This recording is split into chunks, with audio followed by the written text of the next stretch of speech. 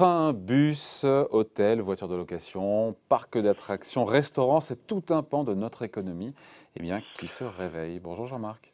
Bonjour David. Jean-Marc Victory, éditorialiste aux Échos. Cette demande de loisirs, après une si longue privation, on imagine qu'elle va repartir assez fort. On le voit d'ailleurs sur le week-end de l'Ascension, là, beaucoup de déplacements manifestement. Oui, c'est ce que disent les professionnels du secteur. Beaucoup d'entre eux s'attendent à des demandes extrêmement fortes. Le patron d'un grand groupe hôtelier qui dit que ça va être la ruée. Et puis, je vous conseille de faire une expérience, c'est de réserver dans un bon restaurant en salle, donc à partir du 9 juin, et vous allez être très surpris. Vous allez voir qu'un peu partout en France, c'est déjà bouclé pour une semaine, 2 semaines, 3 semaines. Donc oui, il y a une demande qui va être très très forte. Il y a des attentes qui sont très grandes. Je rappelle que les restaurants maintenant sont fermés depuis pratiquement 6 mois. Ça n'est évidemment jamais arrivé. Et donc oui, ça, il y a des attentes.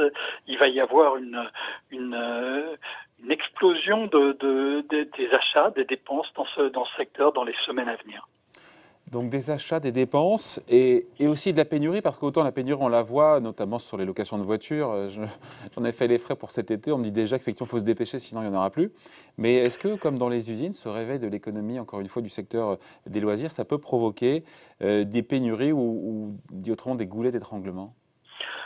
Pour fabriquer des services, il faut beaucoup de biens. Vous avez cité évidemment l'exemple de l'automobile. Les loueurs n'ont pas des flottes qui sont assez fournies. Ils ont retardé un certain nombre d'achats. Évidemment, quand vous avez personne qui loue une voiture, vous n'allez pas en acheter.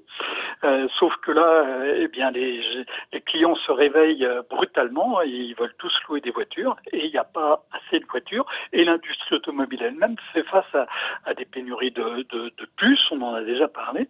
Et donc il ne va pas y avoir assez de voitures. Ça avait déjà été le cas l'été dernier, dans certains endroits.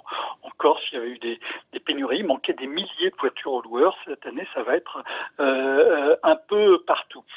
Donc, il va y avoir un certain nombre de produits qui sont indispensables pour faire des services qui vont manquer. Et puis, il va aussi y avoir des femmes et des hommes qui rendent ces services. Et comment c'est possible avec le chômage qu'il y a, qu'on manque de bras ? Alors, d'abord, une estimation qui a été faite par les professionnels de l'hôtellerie et de la restauration, il leur manquerait 100 000 salariés pour pouvoir repartir. Il y a l'un d'entre eux qui dit je ne sais pas où ils sont passés. C'est la question que j'avais posée, mais ils sont passés où Alors, il y a plusieurs cas de figure. D'abord, il y a des femmes et des hommes qui ont revu leur vie, qui se sont rendus compte que les métiers qu'ils faisaient, c'était souvent des métiers durs. On s'en rend pas compte quand on commence à 18 ans ou 20 ans comme apprenti dans un restaurant. Et on travaille comme ça pendant 10 ans, 15 ans, 20 ans. On a des enfants.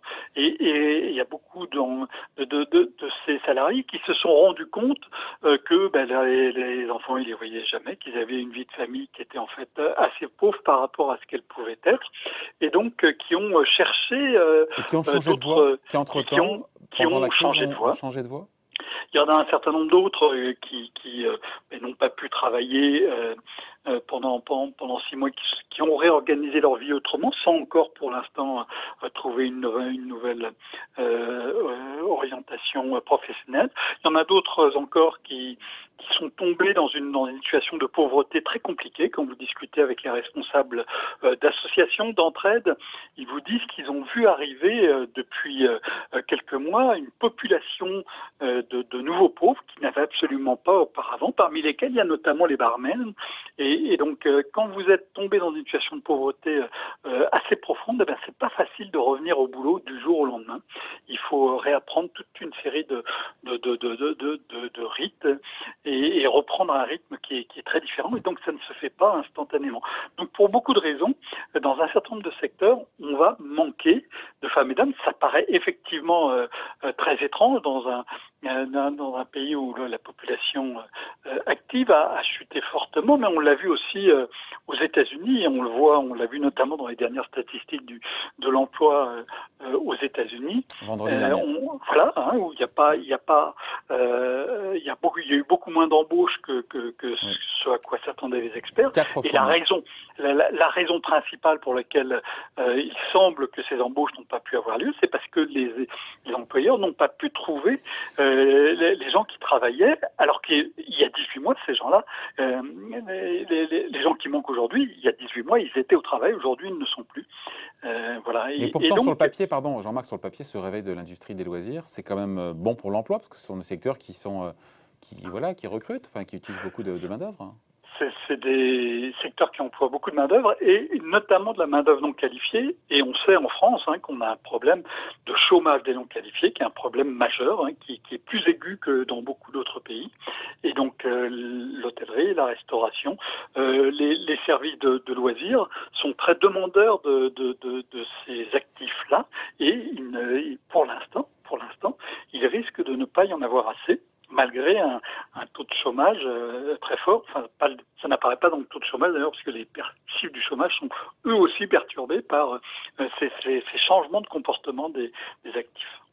Ouais, après, le monde du tourisme se réveille tout doucement, mais pas totalement non plus, puisque les voyages hors de France, c'est une chose, puis hors d'Europe, en tout cas hors d'Europe, ça sera plombé pour un petit moment a priori. Oui, et là aussi, quand on regarde ce qui se passe à l'étranger, les Américains, ils ont repris des voyages à l'intérieur des États-Unis qui sont pratiquement au niveau d'avant épidémie. En Chine, il en va de même. Par contre, les voyages étrangers des touristes chinois sont à peine d'un quart ou d'un cinquième par rapport à leur niveau d'il y a 15 mois. Donc, il y a une partie du tourisme qui va repartir très vite et très brutalement. Et d'autant plus que les gens qui ont de l'argent, qui ont pu en garder, ont été frustrés de restaurants, d'hôtels, de voyages. Et il y a une autre partie qui va rester handicapée pendant un bout de temps. Et ça va se voir parce que ça va être très concentré. C'est l'une des particularités de cette crise économique, c'est qu'elle a des effets extrêmement inégaux selon les secteurs et au sein des secteurs. L'une des grosses inquiétudes, par exemple, c'est ce qui va se passer à Paris. Le tourisme est une activité importante pour Paris, le tourisme d'affaires qui, lui, a pratiquement disparu, et le tourisme de loisirs sur lequel il y a de grosses inquiétudes. Les consommateurs ont envie de voyager, mais ils n'ont pas forcément envie d'aller dans une grande ville pour l'instant. Donc il va y avoir à nouveau, au sein du tourisme, alors le tourisme est un secteur qui a été dévasté depuis un an. Les fonds publics en France qui sont allés vers les entreprises du tourisme au sens large approchent les 30 milliards d'euros. Donc il y a eu vraiment un effet de souffle absolument redoutable. Mais dans la reprise, il va y avoir des effets très très inégaux au sein même de secteurs, entre des restaurants, des hôtels qui vont repartir très très bien, et puis d'autres qui vont avoir des difficultés encore pendant des mois ou des trimestres. Et les restaurants qui devraient repartir très bien, avec encore une fois, il y a un manque de personnel aussi, c'est un vrai sujet ça. Ah bah oui, la question se pose dans tout le secteur du tourisme. Ils ont qu'à mieux payer peut-être aussi leurs employés, avoir des horaires moins contraignants, non? Les faire un peu plus rêver, non? Quand vous allez au restaurant, vous n'allez pas aller au restaurant à 6 heures pour que le serveur puisse sortir à 8h30. Donc, c'est pas la tradition. Des choses qui sont très compliquées. Et pas qu'en France. Oui. Allez en Espagne, vous allez voir. Oui, je pensais à un autre pays.